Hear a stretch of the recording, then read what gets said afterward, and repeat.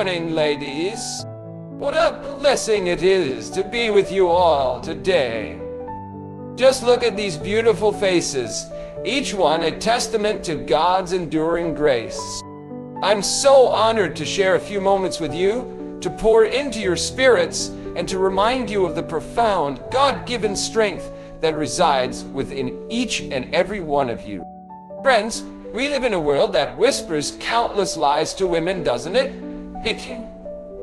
It constantly shouts about what to wear, how to speak, and who to be. It tells you to chase fleeting beauty, to hunger for applause, and to strive for an impossible perfection. But today, I want to speak to your very soul, not your appearance, not your social media image, and certainly not your job title.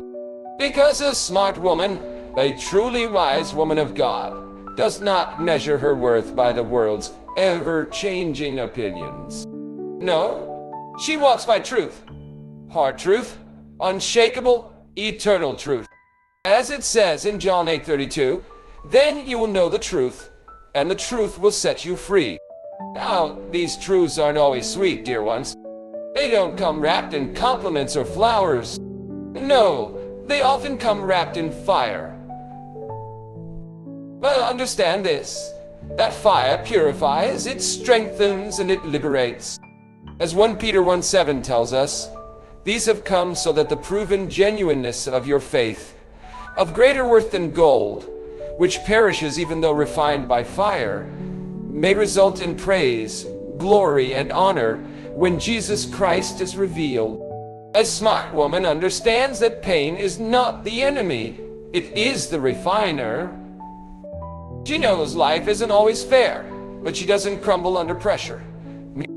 She knows people will betray her, but she still stands with dignity. She realizes her true worth isn't found in the approval of others, but in the divine calling over her life, for we are God's handiwork, created in Christ Jesus to do good works, which God prepared in advance for us to do, Ephesians 2:10. There comes a time in every woman's journey when she must face a painful yet incredibly freeing truth. You will never be enough for the wrong people.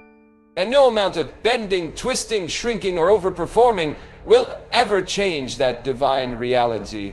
You can pour out your heart, go above and beyond, sacrifice your needs, compromise your standards, and give parts of yourself that should have never been given away. But if someone isn't meant for you, if they aren't aligned with your God-given worth, then your efforts, bless your heart, will fall on barren ground. They will take from you, but they will not value you. They might benefit from your light, but they will never truly protect its sacred flame. And yet, how often do we, as women, spend our precious lives trying to be enough for a man, enough for our families, enough for society? We wear ourselves out trying to be likable, agreeable, and always available. We make ourselves small so others can feel big. We silence our beautiful voices so others aren't offended. We try to explain ourselves over and over, hoping to be understood, only to find that no amount of explaining can make someone respect what they simply refuse to value. This, my sisters, is where wisdom enters. A smart woman knows that her value doesn't increase because someone finally notices it. It isn't inflated by compliments, nor is it reduced by criticism. For Proverbs 31:10 asks, a wife of noble character who can find? She is worth far more than rubies. She realizes it's not her job to convince people of her worth. It is her job to believe in it herself. And when she does, she stops chasing validation and starts walking in God's purpose. She also understands that rejection isn't always an insult. Often, it is God's protection. When someone walks away, when a door closes, when someone simply cannot love you properly, it is not your failure, my dear. It is their limitation. I tell you, and you must stop holding yourself hostage to what someone else couldn't see. Stop rehearsing why they left. Stop mourning the way they couldn't love you. Not because your pain isn't real, no, but because your future is far more important than your history. As Jeremiah 29:11 declares, "For I know the plans I have for you, declares the Lord, plans to prosper you and not to harm you, plans to give you hope and a future." You were not created to convince. You were not born to beg. You were designed with a divine purpose. You are absolutely enough, just as you are, for the right people, the right calling, and the right moments. Those who are truly meant for you will recognize your spirit without needing you to audition for their affection. They won't just tolerate you, no, they will honor you. And to find those people, you must learn to be strong enough to stand alone, rather than stay where you are not celebrated. There is something deeply powerful about a woman who feels deeply, but then refuses to be ruled by her emotions. Emotions, my dear friends, are not weaknesses. They are not flaws to be suppressed or hidden. They are signals like waves crashing on the shore, telling you something important is happening within you. A smart woman doesn't ignore these waves. She acknowledges them, yes, but she does not allow them to pull her under. She knows that emotions may rise like a storm, but storms pass and clarity returns. She rides the waves, but she does not drown in them. You see, in a world that often tells women they are too emotional or too sensitive, many begin to believe that their feelings disqualify them from leadership, from wisdom, from strength. But that is a lie from the enemy. The problem is not that women feel deeply. The danger lies in letting those emotions run wild, without direction, without boundaries. When anger becomes your compass, when fear becomes your decision maker, when sadness becomes your very identity, you are no longer in control. A wise woman learns to pause. When anxiety screams for an immediate reaction, she takes a breath. As Philippians 4:6-7 advises, do not be anxious about anything, but in every situation by prayer and petition, with thanksgiving, present your requests to God. And the peace of God, which transcends all understanding, will guard your hearts and your minds in Christ Jesus. When frustration tells her to lash out, she steps back. When sadness tries to wrap her in isolation, she opens her heart to something greater than her momentary feeling. She chooses to lead her emotions, not follow them. Because feelings are real, but they are not always true. They can reflect pain, yes, but they can also deceive. They can whisper lies in the heat of conflict, or disguise fear as wisdom. But she listens, she sorts, and then she responds from a place of truth, not turmoil. Maturity, beloved, is not the absence of emotion. It is emotional discipline. It's being able to cry and still make wise decisions. It's being angry, but choosing not to wound with your words, remembering Ephesians 4:26-27. In your anger, do not sin. Do not let the sun go down while you are still angry, and do not give the devil a foothold.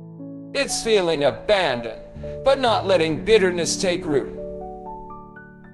It's knowing how to grieve without becoming grief itself.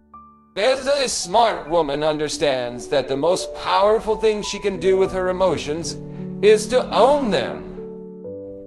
To look them in the face and say, you may walk beside me, but you will not lead me. This emotional discipline doesn't come easily. It is forged through trial, through failure, through choosing self-control when it's the last thing you want to give. It means learning how to sit with your feelings without letting them drive your behavior. It means knowing when to speak and when to stay silent. It means crying in private, but rising with courage in public. Because she knows her strength isn't proven in how hard she cries. It's proven in how wisely she responds. In moments of chaos, The woman who can govern her emotions becomes a force of peace. In moments of offense, she becomes a voice of calm. In times of pressure, she becomes steady ground. And this emotional control isn't about faking peace. It's about building it from within, brick by brick, choice by choice, prayer by prayer. Oh, yes, feel deeply. Let the tears fall. Let the anger rise. Let the heart ache. But then lead those emotions like the strong, wise woman you are. You don't run from them, and don't be ruled by them. Use them as tools, not masters. Let them inform you, but never define you. Because a smart woman never gives her emotions the steering wheel. She gives him a seat in the car, yes, but she stays the driver. As Proverbs 25:28 reminds us, like a city whose walls are broken through is a person who lacks self-control. There is a sacred strength, a profound beauty, in a woman who has learned to choose solitude over settling. In a world that often romanticizes companionship at any cost, that pressures women to feel complete only when they are chosen, it can feel isolating, even shameful, to walk alone. But a smart woman knows that loneliness is not the greatest threat to her life. Losing herself is. Far too many women have sacrificed their identity, their peace, and their purpose just to avoid being alone. She has watched others cling to toxic relationships just to say they have someone. She has seen women laugh at jokes that made them uncomfortable, wear masks to be accepted, and accept mere breadcrumbs just to keep a seat at someone's table. But she has chosen another path, the higher, harder road. She has chosen silence over noise, waiting over rushing, depth over distraction, because she understands that the cost of staying in a place where she is not valued is far, far greater than the cost of being alone. She understands that loneliness is not an enemy, it is a mirror. So it shows her who she really is when no one is watching. It reveals the unhealed places, the fears she's ignored, the dreams she's buried under busyness.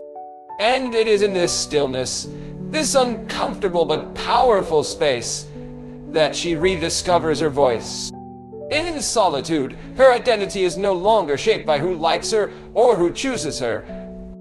It's no longer shaped by validation or companionship. It is shaped by truth. Loneliness becomes a classroom. It teaches her to enjoy her own company, to sit with her thoughts without escaping into noise. It shows her how to be her own advocate, her own cheerleader, her own safe place. She learns how to care for herself, emotionally, spiritually, and mentally. Not because she doesn't desire love or community, but because she refuses to depend on it for her survival. She knows now that if she must lose herself to keep someone, she has already lost too much.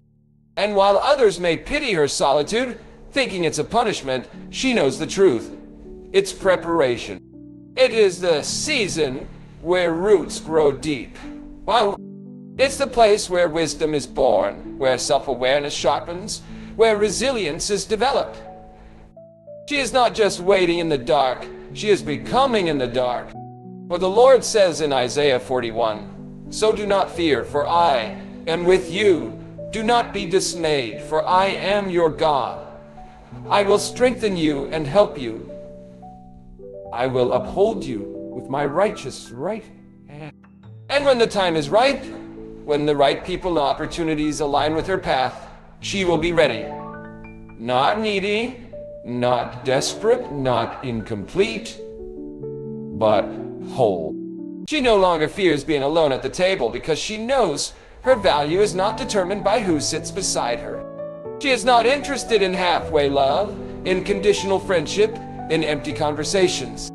She would rather dine in silence with her integrity intact than feast with those who drain her soul. She understands that the one who walks alone with purpose walks stronger than the one who follows a crowd in confusion.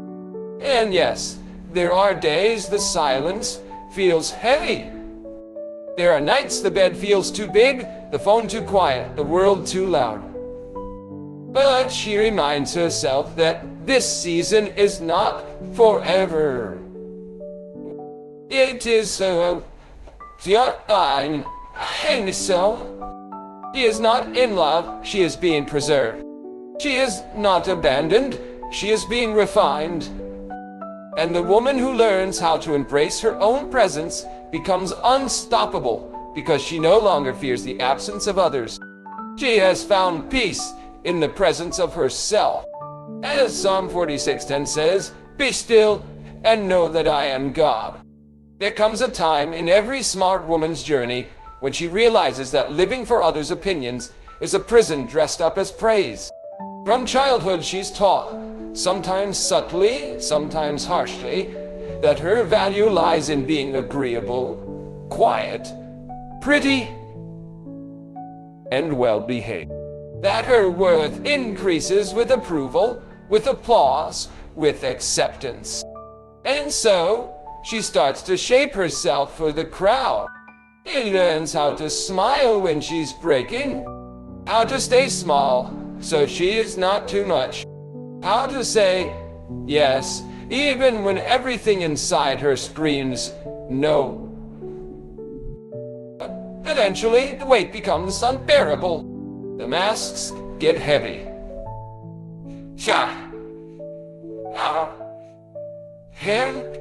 The blue dread tending becomes suffocating. And in that moment of soul-deep exhaustion, something shifts. She wakes up to the realization that people's opinions, no matter how loud or frequent, are not her purpose. She realizes that applause is addictive, but it's also hollow, because people will cheer for you one day and crucify you the next. Their approval is based on how comfortable you make them feel, not how honest, bold, or true you are. And a smart woman knows you cannot build your life on shifting sand, as Matthew 7:26-27 warns. But everyone who hears these words of mine and does not put them into practice is like a foolish man who built his house on sand. The rain came down, the streams rose, and the wind blew and beat against that house. She begins to ask herself harder questions. Why am I really doing this? Whom am I trying to impress? What voice am I truly listening to? And in the stillness, she hears something deeper than claps and likes and comments. She hears the whisper of purpose. That still small voice inside that tells her, you were made for more. More than pleasing, more than conforming, more than living a life edited for approval. So she starts letting go, not recklessly, but intentionally. She begins to choose authenticity over image, purpose over popularity, conviction over comfort. And this doesn't mean everyone cheers, no. In fact, some fall away. People who were only drawn to her version that fit their mold begin to distance themselves. Critics get louder. Opinions sting more before they sting less. But she endures because now she knows being misunderstood for being real is better than being loved for being fake. And what begins to happen is extraordinary. In losing the crowd, she finds her calling. In disappointing others, she begins to finally trust herself. She no longer waits for someone to validate her vision. She no longer lowers her voice, so others feel taller. She walks in rooms, not seeking permission, but carrying purpose. She may not be liked by all, but she is respected by those who matter. She may not be everyone's favorite, but she has finally become her own. She understands now that if her life fits perfectly into everyone's expectations, it likely doesn't fit into her destiny, because the path of purpose is narrow, costly, and often lonely. But it is also free. It is peaceful. It is powerful. Well, I'm dead. And in that sacred space where a woman stops living to be seen and starts living to see clearly, she becomes truly dangerous, because now she no longer needs applause to move forward. She no longer needs agreement to obey the fire inside. She no longer fears their judgment, because she has found freedom in truth. For Galatians 1:10 asks, am I now trying to win the approval of human beings or of God? Or am I trying to please people? If I were still trying to please people, I would not be a servant of Christ. There is a quiet revolution that happens in a woman's life when she finally takes ownership of her healing. Not just her pain, but her healing. It's a powerful turning point, a sacred moment of awakening, when she stops waiting for someone else to fix what they broke. And she begins to rise, not because someone said sorry, but because she deserves to be whole. A smart woman understands this. No one is coming to rescue her.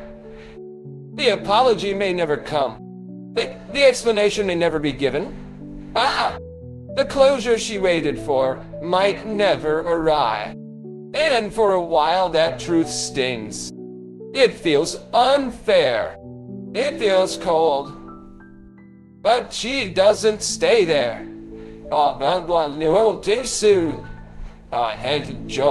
She doesn't stay there. She doesn't live in bitterness. She doesn't build a home in grief. She gathers her broken pieces and decides, this will not be the end of my story. It would be easy to stay in the role of the wounded, to keep rehearsing what they did, how it felt, and what she lost. But healing is not about forgetting.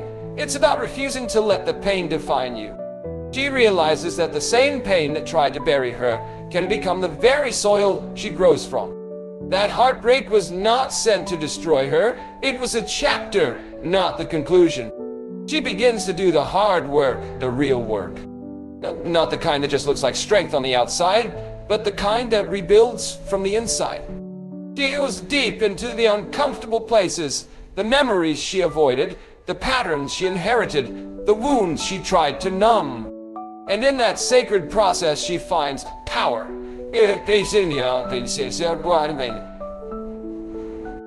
Because healing is not linear, it is not pretty.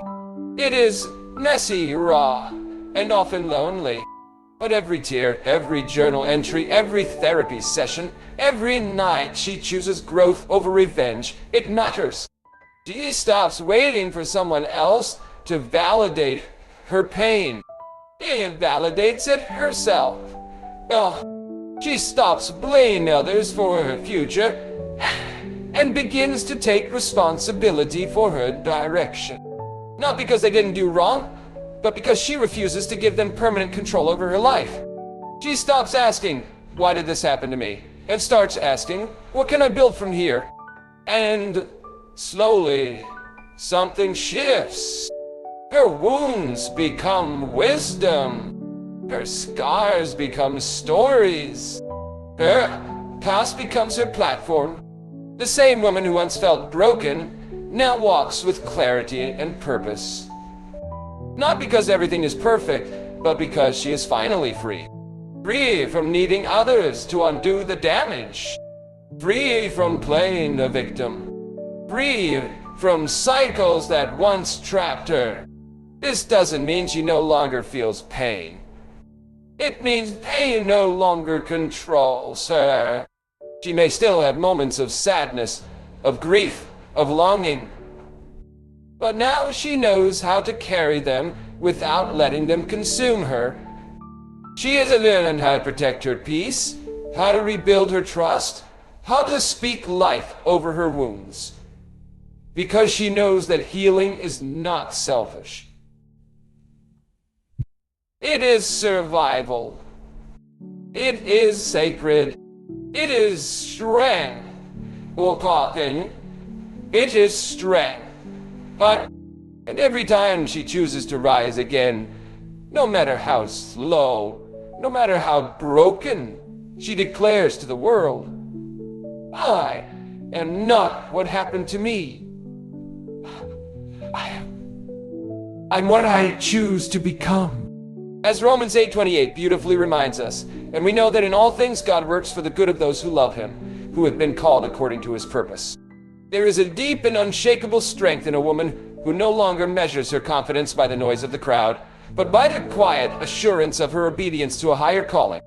At some point, she wakes up to the truth that popularity is fleeting, that being liked is not the same as being aligned, that chasing trends, approval, and applause may bring temporary attention, but never lasting peace.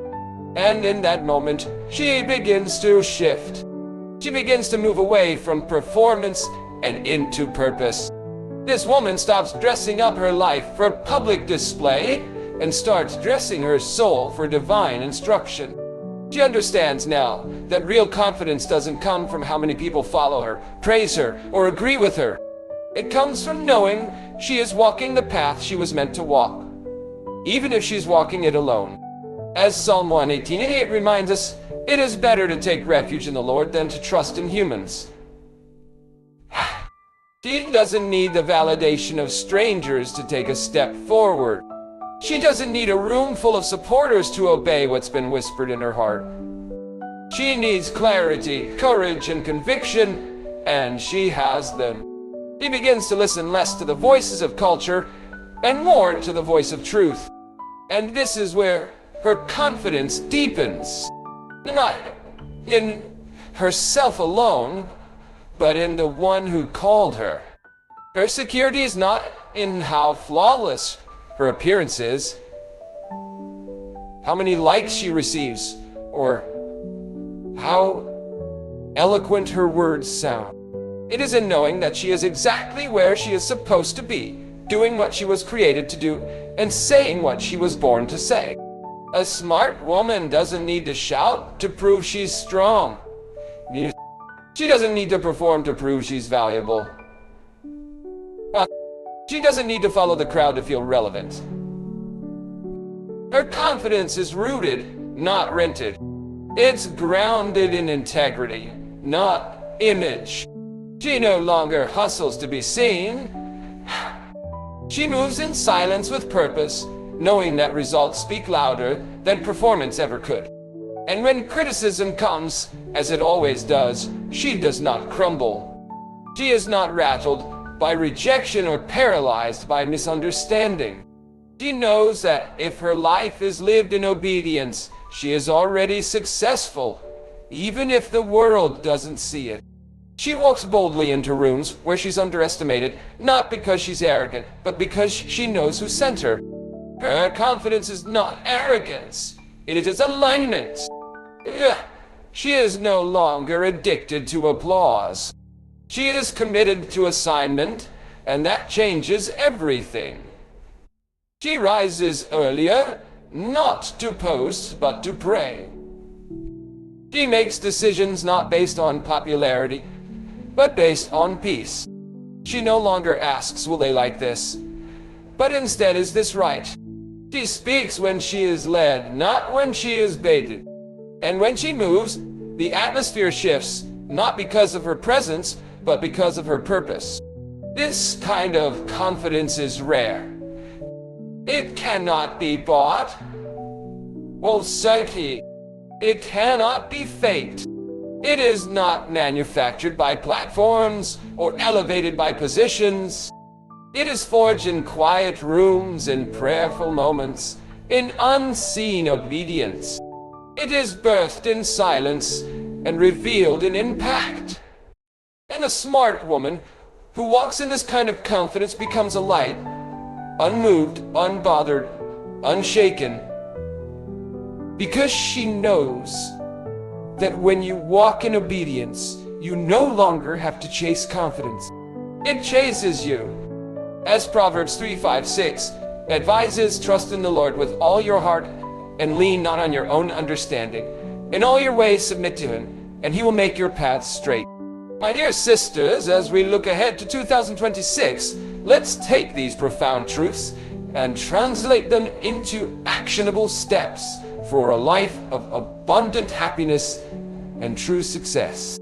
God has given us principles that endure through all seasons. Prioritize your inner voice over outer noise. In the coming year, make a conscious effort to quiet the clamor of the world's expectations. Spend time in prayer and meditation, listening for that still small voice, 1 Kings 19:12, within you, the voice of God's purpose for your life. Your genuine confidence and direction will flow from this inner alignment, not from external validation. 2. Embrace pain as a path to purification. Don't shy away from discomfort or difficulties in 2026. Instead, view challenges as opportunities for growth and refinement, just as gold is refined by fire, 1 Peter 1:7. When you face heartbreak or betrayal, remember that God can use these experiences to strengthen your character and deepen your wisdom. Don't let your past define your future.